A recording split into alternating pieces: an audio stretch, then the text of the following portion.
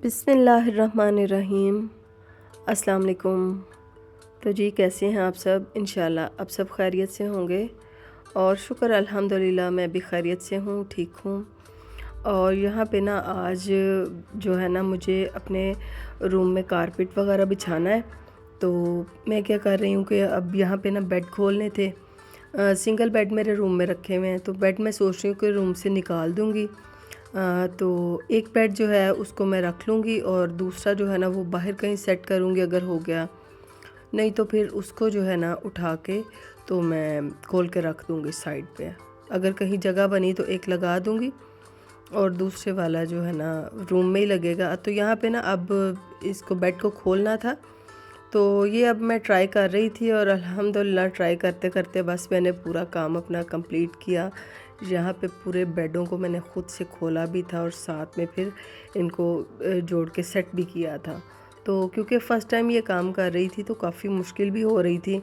अच्छा, मुझे पता ही नहीं चल रहा था कि मैंने जो है ना पेज को किस तरफ खोलना है, किस तरफ मतलब बंद तो थे, खोलना किस तरफ है।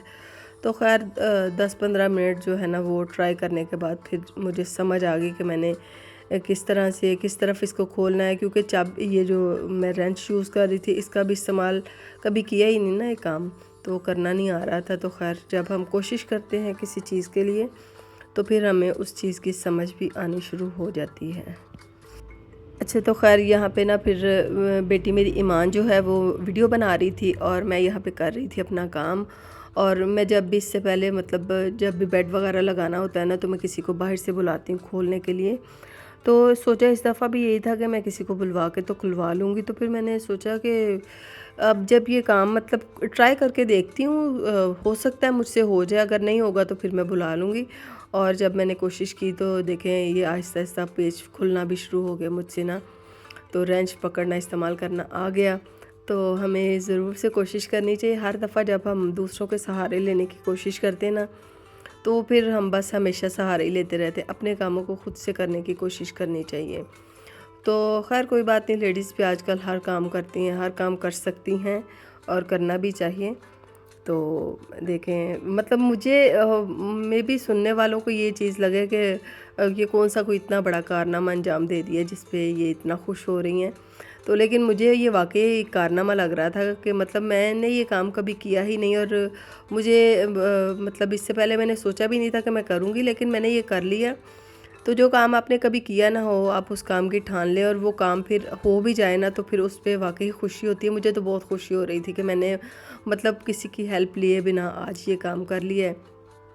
अच्छा, वो खोलने के बाद ना बेड खोलने के बाद उनको मैंने बाहर रख दिया था और यहाँ पे ना अब मैं जो है ना अपने कमरे के जो है ना वो जाले उतार रही थी। मैंने कहा कारपेट बिछाने से पहले कमरे के जाले अच्छी तरह से साफ़ कर लेती हूँ। इब्राहिम भी साथ साथ मेरे लगा हुआ है। और अच्छा, जाले उतारने वाला ना ब्रश मेरा जो था वो टूट चुका था, तो मैंने क्या किया देसी तरीके से जो है ना वो एक स्टिक ले ली है, उसके ऊपर कपड़ा बांध के तो उससे अब जाले उतार रही थी। तो अच्छा, ये कहीं से तो उतर रहे थे लेकिन ये जो नुकरें थी ना इनमें से जाले सही तरह से नहीं उतर रहे थे। तो बस फिर मैंने क्या किया कि इससे कोशिश की उतारने की जाले, लेकिन जब वो मैंने देखा कि ये मेरी पूरी मेहनत तो ज़ाया हो जाएगी, तो फिर मैंने क्या किया कि बस फिर वो जो जाले उतारने वाला ब्रश था ना ये मंगवाया और मंगवाने के बाद जो है ना उसी के साथ मैंने जब जाले उतारने शुरू किए ना तो उस ब्रश से जो है ना वो जाले बहुत अच्छी तरह से उतर रहे थे। मतलब जो ये वाला जो अभी मैं ब्रश यूज़ कर रही हूँ। तो वैसे जब हम लोग पहले बहुत पहले जब जाले उतारते होते थे ना, मतलब मेरी अम्मी यही वाला ब्रश यूज़ करती थी, होममेड जो बना के कपड़ा स्टिक के साथ आगे बांध के, तो उससे बड़े अच्छे जाले उतर जाते थे। तो खैर कोई काम जब हम करना छोड़ देते हैं ना तो फिर उसकी हमें इतनी प्रैक्टिस भी नहीं रहती, तो इस वजह से जो है ना वो काम हमसे इतने अच्छे तरीके से नहीं होता। तो खैर अब फिर मैंने इसी वाले ब्रश से जाले उतारे तो बहुत अच्छा क्लीन हो गया था पूरा रूम ना। तो इसके जाले उतारे हैं, फिर इसके बाद मैंने इसको वॉश करना स्टार्ट किया। इसको फिर जो है ना जाले सारी जगह से मैंने अच्छी तरह से उतार लिए थे पूरे रूम में। और जाले उतारते उतारते ना मुझसे ना ये बल्ब का जो ऊपर वो लगा होता है ना, क्या उसको मैं बोलूँगी, उसके सामने बल्ब के सामने वो जो उन्होंने वो एक लगाया होता है, उसको कवर जिससे कर रखा होता है वो उतर गया था मुझसे, तो फिर उसको मैंने मतलब पहले बंद किया, उसको मैंने लगाया और फिर जाले सारे एक रूम से बड़ी अच्छी तरह से क्लीन कर लिए थे। पंखा जो था ना ये मेरा वैसे ही मैंने जब ये बिजली का काम करवाया है 2 दिन पहले, तो तब ये मेरा मैंने साफ़ कर लिया था। तो अब यहाँ पे जी बारी आ गई थी रूम को क्लीन करने की। इसको मैंने वॉश कर लिया था, मैंने कहा अच्छी तरह से वॉश कर लेती हूँ और 2-3 घंटे इसको सुखाने के बाद फिर इसमें जो है ना कारपेट बिछाऊँगी। तो यहाँ पे फिर जो थी ना वीडियो मैंने उसको काफ़ी तेज़ कर दिया था ताकि वीडियो जो है ना छोटी बनाऊँ, फिर वीडियो ना बहुत ज़्यादा लंबी हो जाती है और फिर इसको जो है ना वो डाउनलोड करने में भी बड़ा मसला हो जाता है। रूम को मैं क्लीन करने के बाद छत पे आ गई थी और मेरे साथ जो था ना मेरी दोनों बेटियों ने, मानो और ईमान ने, और साथ में इब्राहिम ने भी बहुत हेल्प करवाई थी। तो इन बच्चों के साथ जो था ना मिल के मैंने बहुत सारा काम कर लिया। अगर मैं अकेली कर रही होती ना तो मैं इतना काम ना कर पाती। तो खैर बच्चों ने काफ़ी ज़्यादा हेल्प की और यहाँ पे छत भी काफ़ी गंदी हो रही थी। मैंने सोचा कि जो है ना आज छत को भी वॉश कर लेती हूँ, क्योंकि आगे सर्दियों में फिर जो है हमने बैठना होता है इधर छत के ऊपर ही, तो धूप में बैठने का मज़ा भी बहुत आता है। और ठंड जो है ना वो होना स्टार्ट हो गई हुई है, बढ़ना शुरू हो गई हुई है। अब आहिस्ता आहिस्ता सर्दी ने ज़्यादा ही होना है। तो यहाँ पे पूरी छत को मैंने क्लीन कर लिया था।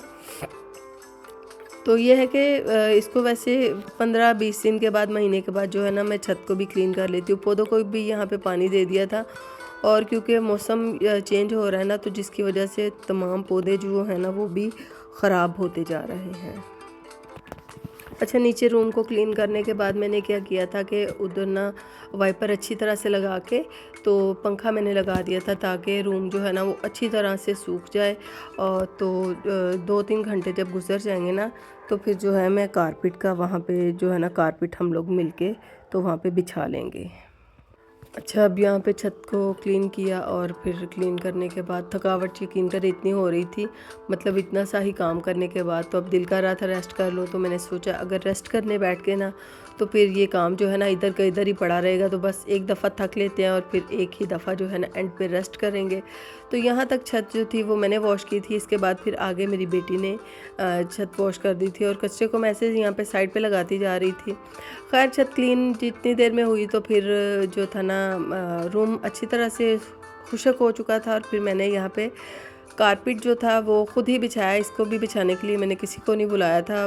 जब हम दुकानदार से जहाँ से हम ये लेते हैं ना कारपेट, तो वो भी आके बिछा देते हैं, तो वो अच्छे तरीके से ज़रा बिछा देते। तो मैंने सोचा कि चलो उनको बुलाने के बजाय बच्चों के साथ मिल के ना ख़ुद ही मैं इस कारपेट को जो है रूम में सेट करूँगी।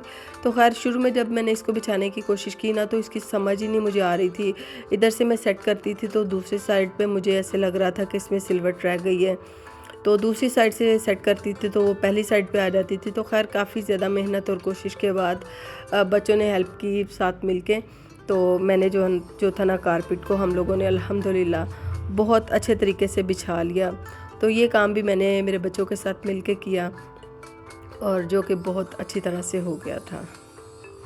तो क्योंकि सर्दी आ गई है ना, तो सर्दी में जो है ना वो कारपेट या कालीन वगैरह वो ज़रूरी हो जाता है।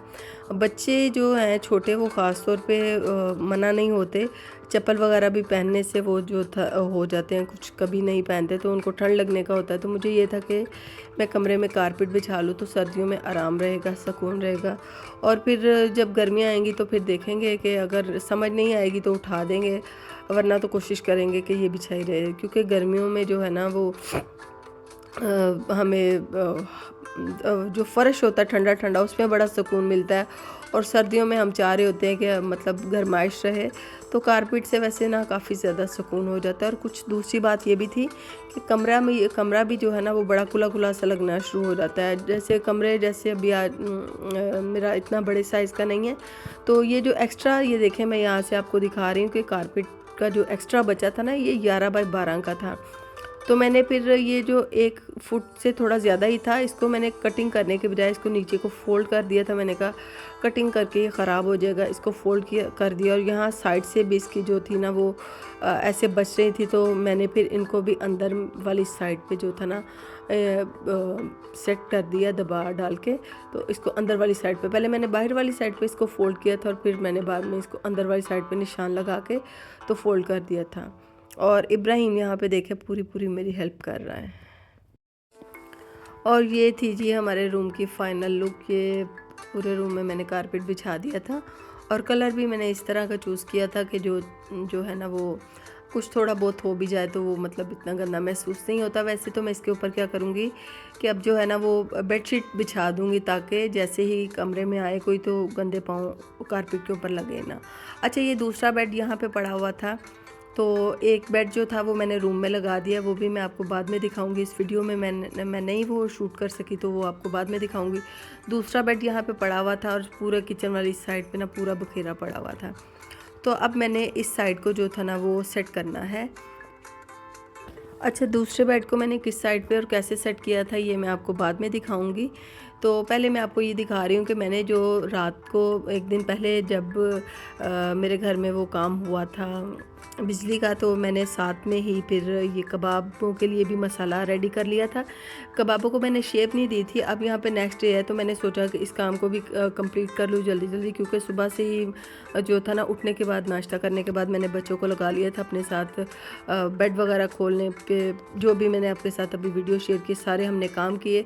तो अब यहाँ पे मैंने मसाला जो था ये मेरा प्रेशर में ही ऐसे पड़ा हुआ था, तो इसमें मैंने नमक, मिर्च, सूखा धनिया, गरम मसाला पिसा हुआ, पुदीना और 4 अंडे इसमें मैंने शामिल कर दिए। एक अंडा मैंने सुबह ही इसमें डाल दिया था क्योंकि बच्चों ने नाश्ता करना था ना, तो मैंने फिर थोड़े से कबाब कुछ मसाले में डाल के तो वो इसमें फिर शामिल कर दिया था। तो ये सारी चीज़ें मैंने डाली, इनको सब चीज़ों को अच्छी तरह से मिक्स किया और इस सारे मटेरियल को मैं ना उठा के फिर क्या किया, मिक्स करने के बाद सारे मटेरियल को उठा के मैं रूम में ले आई, क्योंकि यहाँ पे खड़े खड़े जो काम करना था वो मुश्किल हो रहा था। मैं थक भी गई थी काफ़ी ज़्यादा। तो यहाँ पे ये देखें मैंने बेडशीट बिछा ली है यहाँ पे बैठ के। तो अब मैं कबाब को जो है ना वो शेप दे रही हूँ। तो ट्रे में जो है ना मैंने प्लास्टिक शीट बिछा ली थी, तो इसके ऊपर कबाब जो है ना वो इनको शेप दे के तो साथ साथ मैं रखती जा रही हूँ। और जो है ना यहाँ पे सारे कबाबों को मैंने शेप दे ली थी। अच्छा, शीट ना मैंने बड़े साइज़ की यहाँ पे ले ली थी। एक जब ट्रे का एक बैच कंप्लीट हो जाएगा ना तो फिर इसके ऊपर साथ ये देखें मैंने उसी जो शीट को मैंने ऊपर और फोल्ड कर लिया था। अगर ये साइज़ छोटा होता तो मैं इसके ऊपर एक और शीट बिछा के रख देती। तो इस तरह से जो है ना हमारी फ्रिज में जगह भी कम जगह में हम बहुत सारे कबाबों को फ्रीज़ कर सकते हैं। दूसरा ये होता है कि बर्तन भी हमारे कम जो होते हैं वो ख़राब होते हैं। अब यहाँ पे सारे कबाब मेरे रेडी हो चुके थे, तो मेरे पास ना इस वक्त शीट और नहीं थी, वरना मैंने इसी के ऊपर बिछा के तो बाकी कबाबों को भी इसके ऊपर रख देना था। इसलिए फिर मुझे यहाँ पे ना अब दूसरी ट्रे का यूज़ करना पड़ा। तो इनको जो था ना मैंने फ्रिज में रख दिया और जैसे ही मैं फ्रिज खोलने लगी ना तो मेरा बेटा इब्राहिम हर चीज़ पे ज़िद करता है, वो बोलता है मैं ये काम करूँगा।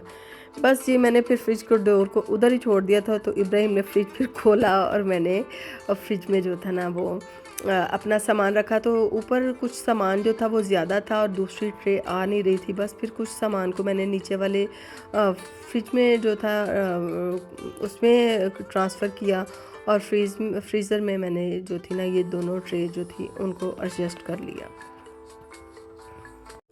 अच्छा, यहाँ पे ना बस फिर इस काम के बाद जो थे, क्योंकि बर्तन काफ़ी ज़्यादा जमा हो चुके थे, हम लोगों ने फिर कॉफ़ी बनाई वो पी और जो था ना वो किचन को मैंने क्लीन किया। और इस टाइम पे ये भी यहाँ पे बना रही थी वीडियो मेरी बेटी ईमान। मैंने तमाम जो बर्तन थे ये जमा हो चुके थे, इनको मैंने वॉश कर लिया। तो क्योंकि यहाँ पे काम हमारा ख़त्म हो चुका था, खाना भी हम लोग खा चुके थे, तो बर्तनों को यहाँ पे क्लीन स्टार्ट कर दिया। और ये बर्तन क्लीन करने के बाद फिर मैं आपको दिखाऊंगी कि मैंने बेड को किस तरह से लगाया है।